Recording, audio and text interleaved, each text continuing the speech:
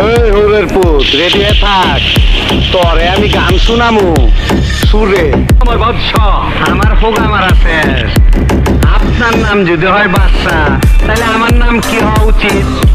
আপনার মতন ফকুনির পোলার নাম বাদশা বলেই তো দেশের চাওয়ার লোক আছে না। ওদের সাবধানে রাখবেন, মানে মাঝে মধ্যে আমার মাথা খুব গরম হয়ে যায়, তখন হিতাহিত জ্ঞান থাকে না, তাদের উপরে অত্যাচার হইতে পারে।